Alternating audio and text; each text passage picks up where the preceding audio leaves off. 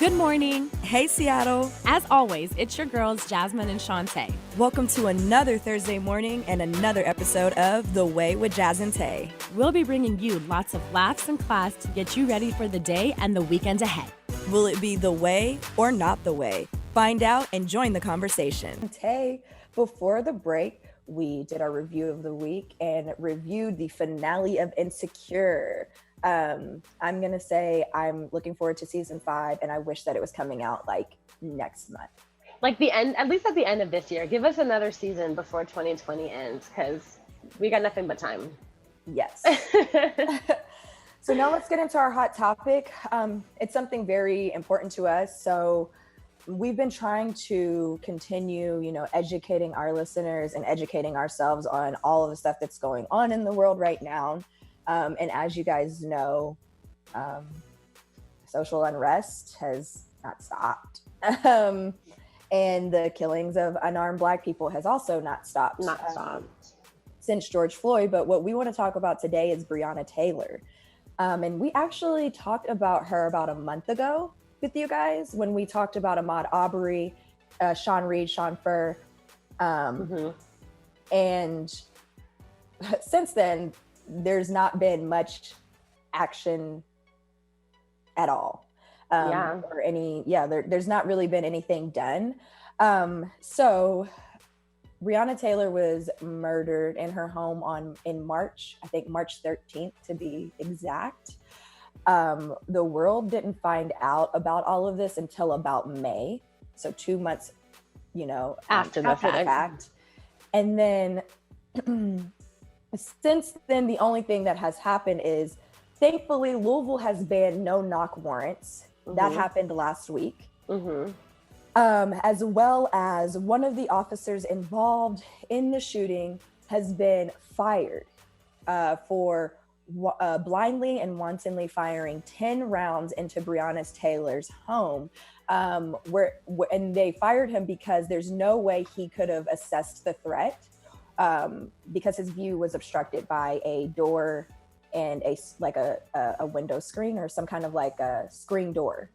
So there was no way that he could have seen the threat coming to him for him to have fired his weapon. And that's not a part of the Louisville Police Department's protocol. So they fired him for that.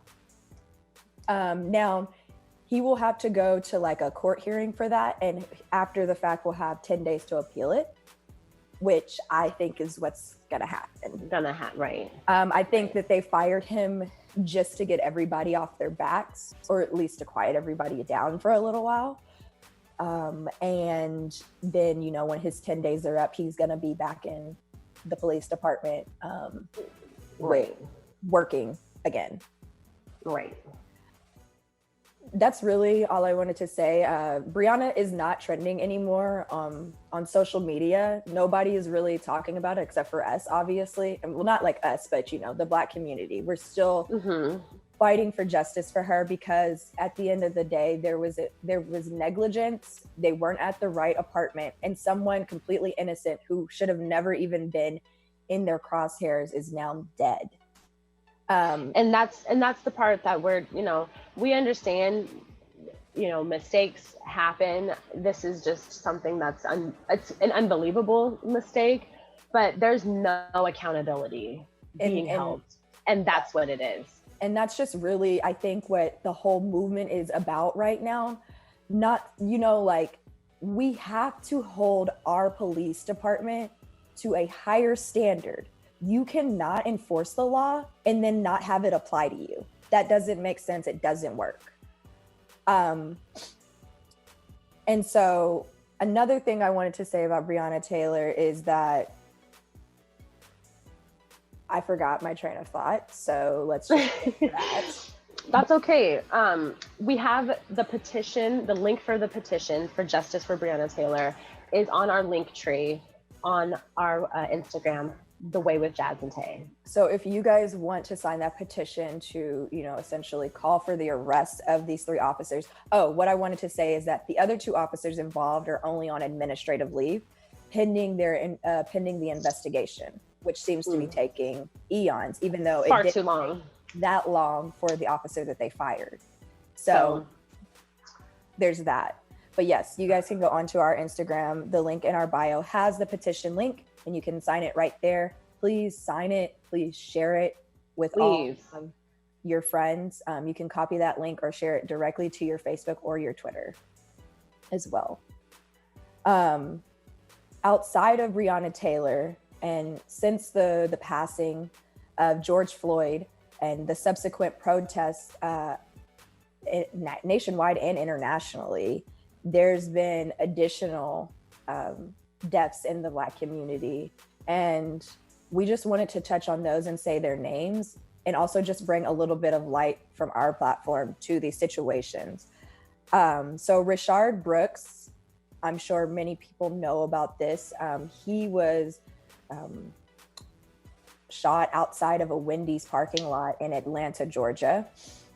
He had fallen asleep either in the parking lot or in the drive-through of Wendy's. He was intoxicated. They wanted to, he refused was it a breathalyzer or just like the walking test? I'm honestly not sure, but the field sobriety test. Yeah. He refused to do that. Tried to like scuffle with the cops, grabbed one of their tasers, and then ran away. And then that's when, the officer shot him 3 times in his back, thus killing him.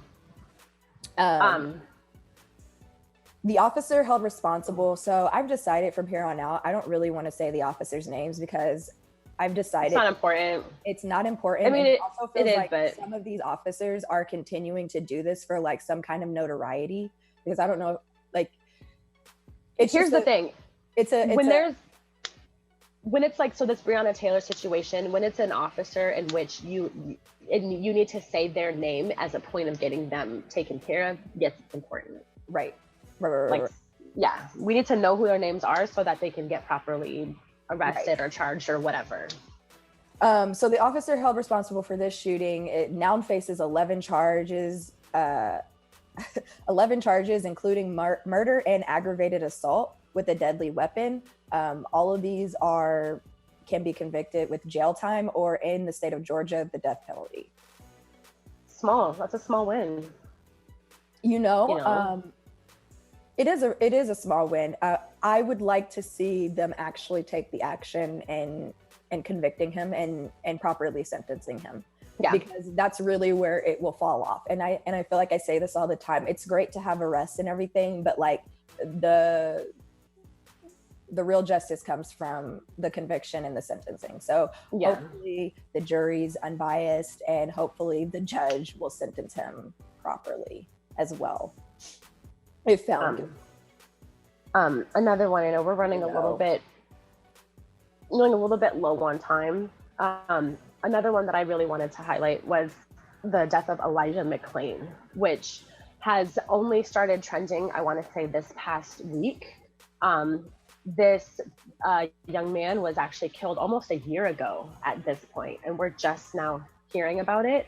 And the circumstances surrounding it are really, truly heartbreaking and disheartening, and truly makes you sad.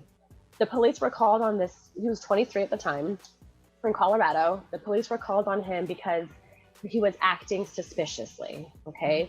This young man had anemia, so he was known to wear face masks and things like that to keep himself warm. He was wearing a ski mask, and they said that he was waving his arms around, which posed this threat. Okay. When he was approached by the police officers, I guess he didn't hear them, didn't stop or whatever, which they then used force to detain him. During the course of this, he got really worked up. He was getting hurt. They had him in a carotid hold, which is very similar to like that knee hold that was, I think you're right, Shantae. I think it's the one where they use like the arm around, like a chokehold, which they have since outlawed, just so you know. That hold is no longer valid use in that police department. Good. But he was then, placed, he was unconscious. They said that they used ketamine to sedate him because he was too wild. During the course of that scuffle and the administration of the ketamine, he became unconscious, suffered a heart attack, was then pronounced brain dead a few days later. Okay. literally this escalated from 0 to 100 and a life was lost. And the cause of his death is listed as undetermined. This petition has gathered over 2 million signatures to reopen the investigation, and the defense attorney out there says that he will not do it because there's not been any new evidence, and you can't reopen cases based off of signatures on a petition. So I really do urge you guys to do some more research about this Elijah McClain situation, because he was a young light that was taken from us way too soon. If you look, you can look through and find articles that talk about what his last words were. And this boy was so sweet and so positive and such a light that it truly hurts that this situation is unfolding this way. So I really do urge you guys to try to pursue justice for Mr. McClain in this situation, and we need to get this case reopened.